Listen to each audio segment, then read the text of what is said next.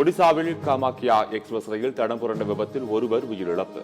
கட்டாக் அருகே ரயிலில் 11 பெட்டிகள் தடம் புரண்டதில் 25 பேருக்கு காயம்.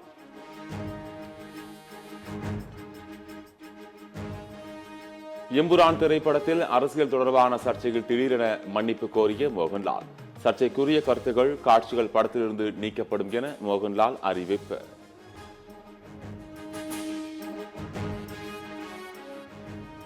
எம்புரான் திரைப்படத்தை எதிர்த்து பாஜக RSS பகிரங்க மிரட்டல் விடுப்பதாக கேரள முதலமைச்சர் பினராயி விஜயன் கண்டனம். மிக கொடூரமான இனப்படுகொலையை படம் வெளிப்படுத்துவதால் கோபம் எனவும் கருத்து.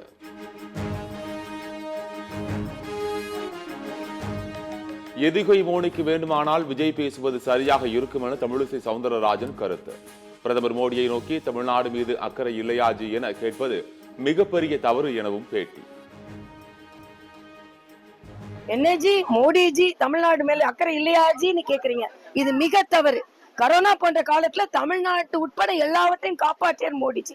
விஜய் தம்பி இப்படி பேசுறது தம்பிஜி விஜய்ஜி தப்புஜி சொல்லலாம். எப்போதும் பேச்சை மாற்றி பேசுபவன் நான் இல்லை என பாஜக மாநில தலைவர் அண்ணாமலை திட்டவட்டம். அதிமுகவுடன் கூட்டணி இல்லை என்பதில் தெளிவாக இருக்கிறேன் என்று கூறியது பற்றிய கேள்விக்கு நிலைப்பாட்டில் மாற்றம் இல்லை என பதில்.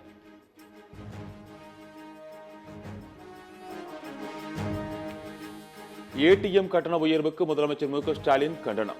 மத்திய அரசின் இந்த நடவடிக்கை ஏழை மக்களுக்கு கூடுதல் நெருக்கடி ஏற்படுத்தும் என எக்ஸ் பதிவு.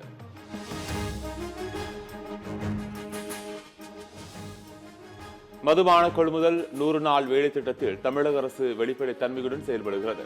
முறைகேடு இருந்தால் மத்திய அரசு கமிஷன் அமைத்து விசாரணை மேற்கொள்ளலாம் என சட்டத்துறை அமைச்சர் ரகுபதி சவால்.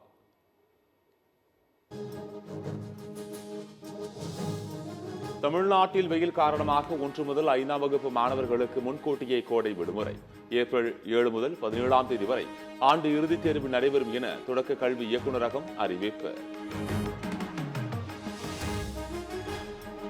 தென்காசி, விருதுநகர், தேனி, திண்டுக்கல், கோவை ஆகிய 5 மாவட்டங்களில் ஏப்ரல் 2ஆம் தேதி கனமழைக்கு வாய்ப்பு. தமிழகத்தில் ஏப்ரல் 5ஆம் தேதி வரை மழை பெய்யக்கூடும் என வானிலை ஆய்வு மையம் கணிப்பு. தொடர்ந்து 4வது நாளாக LPG டேங்கர் லாரி உரிமையாளர்கள் வேலை நிறுத்தம். தென் மாநிலங்களில் சமையல் எரிவாயு சிலிண்டர் தட்டுப்பாடு ஏற்படும் அபாயம்.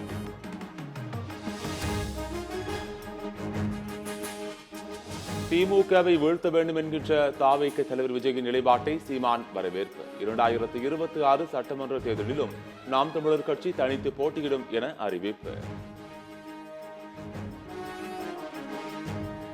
ஜெய்ப்பூரில் இருந்து சென்னை வந்த ஸ்பைஸ் ஜெட் விமானத்தின் டயர் வெடித்ததால் பீதியடைந்த பயணிகள். சாதுரியமாக செயல்பட்டு விமானத்தை பத்திரமாக தரையிறக்கிய விமானி.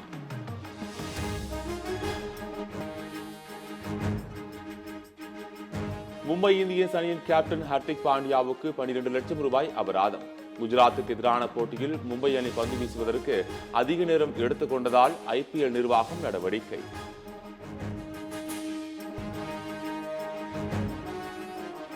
நிலநடுக்கத்தால் உருக்குலைந்த மியான்மரில் 3வது நாளாக மீண்டும் நிலநடுக்கம். 2000-ஐ தாண்டிய பலி எண்ணிக்கை. இந்தோனேஷியாவின் சுமத்ரா தீவில் 5.4 என்ற ரிக்டர் அளவில் நிலநடுக்கம். மக்கள் வீடுகளில் இருந்து வெளியேறி சாலைகளில் தஞ்சம்.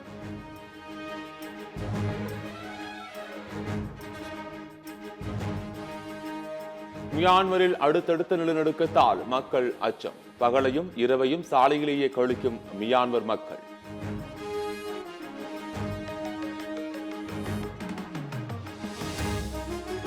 தேசிய பாதுகாப்பு ஆலோசகர் மைக் வால்ட்ஸை பணி நீக்கம் செய்ய மாட்டேன் என அதிபர் டிரம்ப் திட்டவட்டம். அமெரிக்க ராணுவ ரகசியம் கசிந்த விவகாரம் தொடர்பான கேள்விக்கு டிரம்ப் பதில்.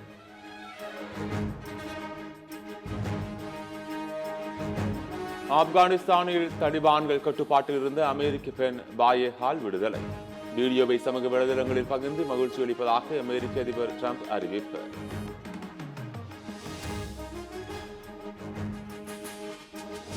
ரஷ்யாவில் அதிபர் புதினின் கான்வாய்க்கு சொந்தமான கார் வெடித்து சிதறியதால் பரபரப்பு. ரஷ்ய அதிபர் புதினை கொலை செய்ய சதித்திட்டமா என்ற கோணத்தில் விசாரணை.